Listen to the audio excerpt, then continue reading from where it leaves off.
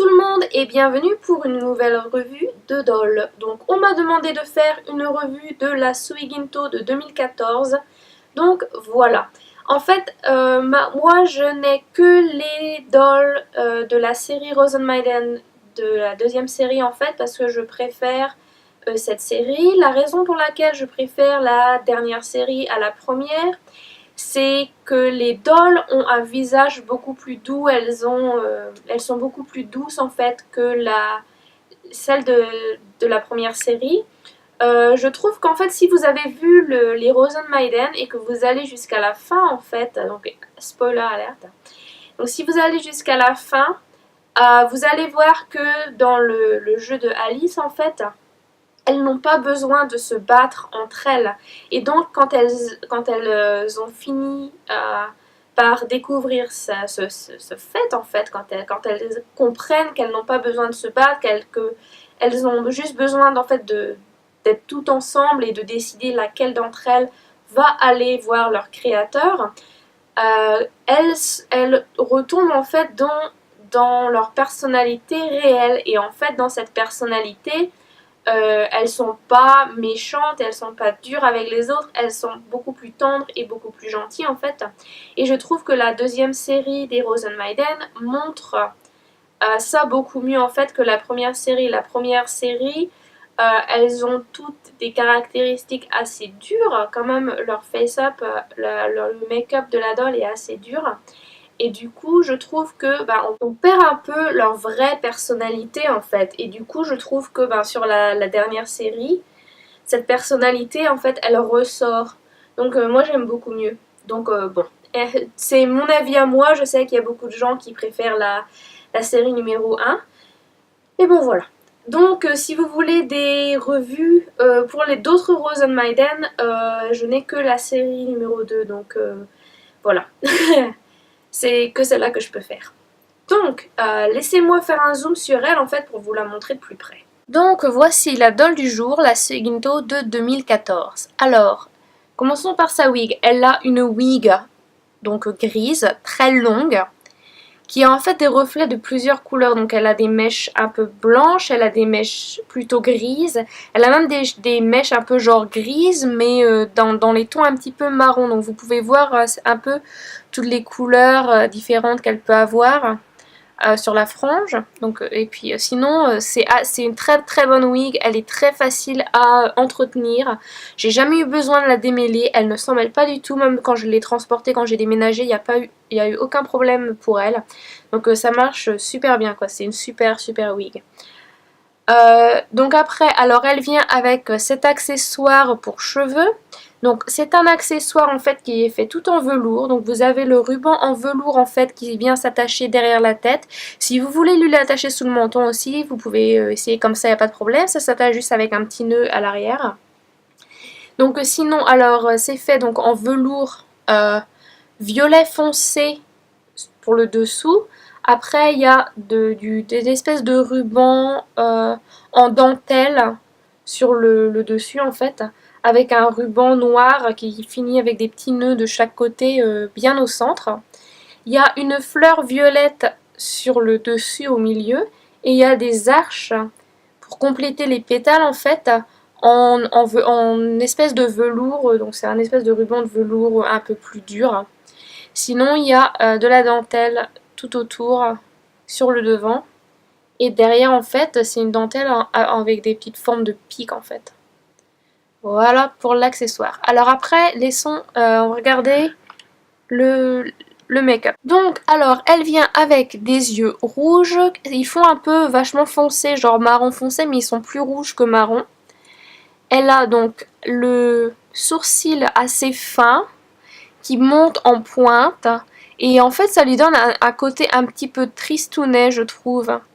Sinon elle a alors les grands cils qui partent sur les côtés, le make-up vachement noir autour de l'œil.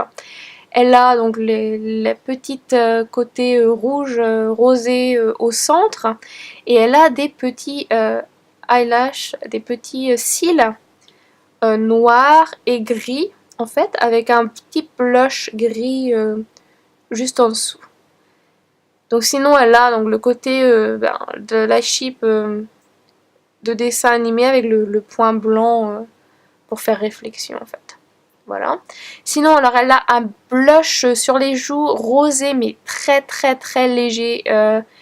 Ça se voit pas beaucoup en fait, donc ça lui donne un côté un peu fantôme et un petit peu, enfin très pâle quand même.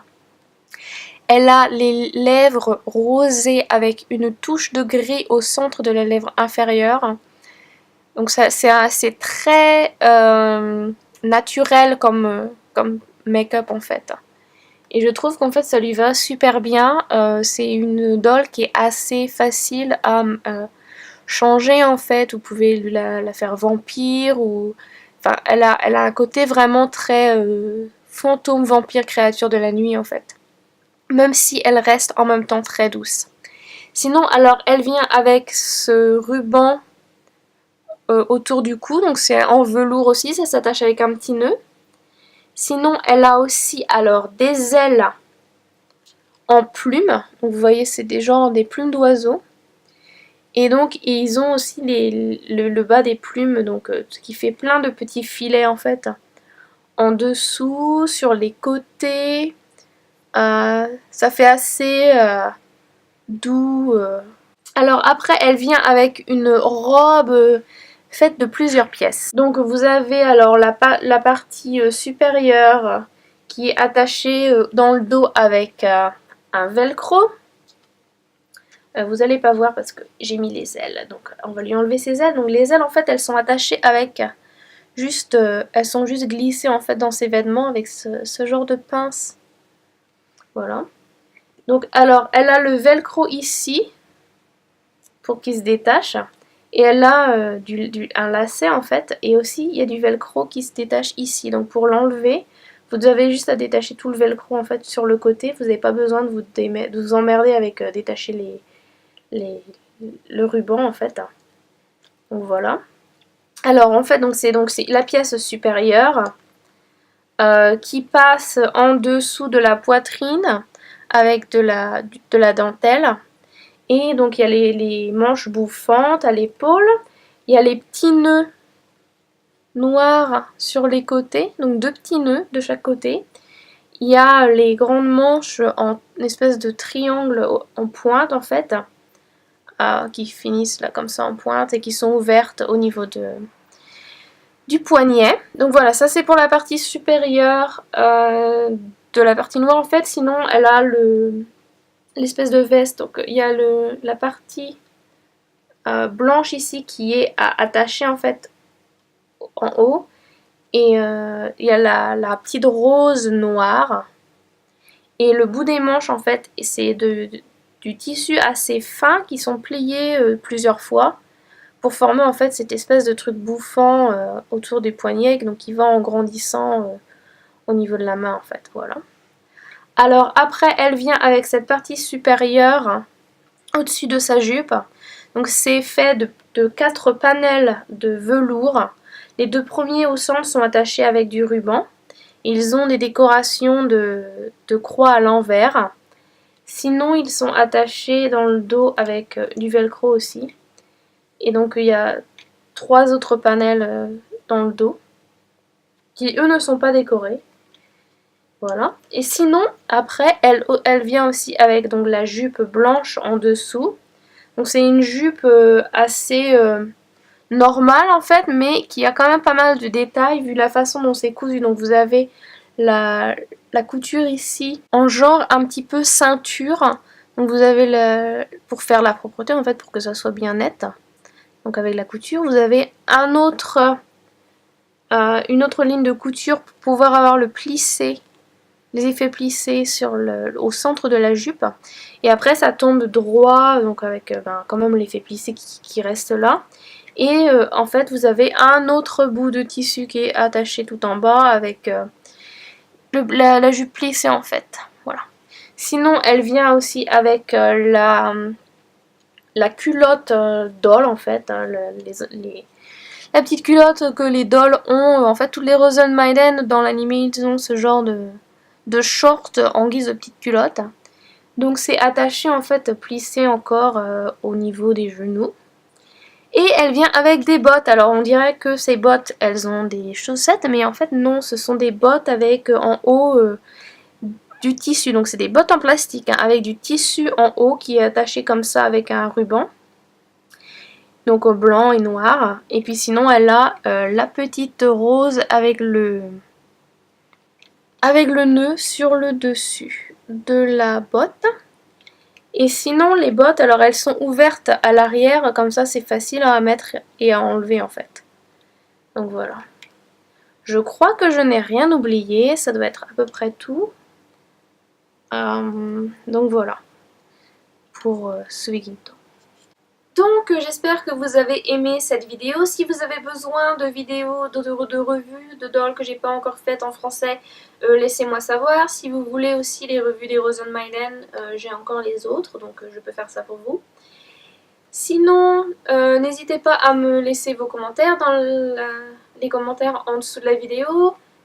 Dites-moi quel est votre Rosenmaiden préféré, si vous préférez la série numéro 1 ou la série numéro 2 et pourquoi vous préférez la série que vous préférez en fait. Est-ce que vous avez des Rosenmaiden ou est-ce que vous pensez en avoir?